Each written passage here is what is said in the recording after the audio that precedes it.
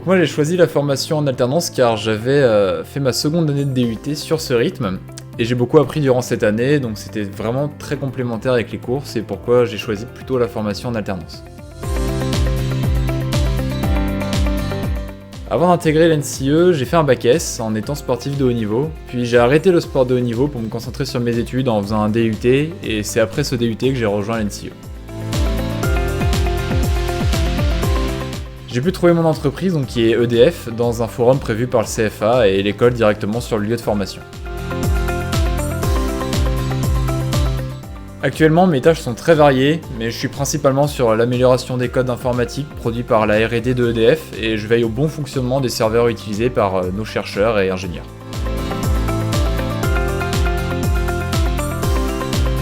Pour moi, l'avantage majeur est qu'on apprend beaucoup en étant salarié dans une entreprise, c'est vraiment complémentaire avec la formation dispensée à l'école. On peut s'instruire sur des domaines très variés comme le machine learning, les systèmes, les réseaux, le développement de logiciels et la sécurité ou d'autres domaines. Par contre, le point faible, c'est que si son lieu de travail est loin de l'école, ou inversement, on peut avoir besoin de 2 logements, ou si on n'a qu'un logement, il va falloir peut-être avoir justement plusieurs heures de trajet pour aller soit à l'école, soit à l'entreprise. Et ça, c'est pour certains, dans ma classe actuellement, le point faible, je pense, de cette formation en alternance.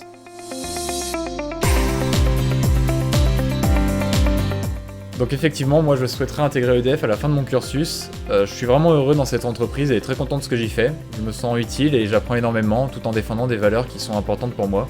Donc c'est une évidence pour moi, j'aimerais beaucoup rejoindre EDF. Donc pour moi, il faut prévoir très en avance sa recherche d'entreprise. Il faut surtout pas hésiter à le faire plusieurs mois avant de rentrer dans la prochaine école. Et surtout, si l'entreprise dans laquelle on travaille finalement ne nous plaît pas, il faut pas hésiter à changer d'entreprise, on n'apprend pas grand chose si on a du mal à aller au travail pendant 3 années, donc on a beaucoup de chance en tant qu'alternant d'avoir différentes possibilités d'entreprise, donc faut pas hésiter si ça se passe mal avec une entreprise, ou votre entreprise actuelle même, il faut pas hésiter à changer d'entreprise.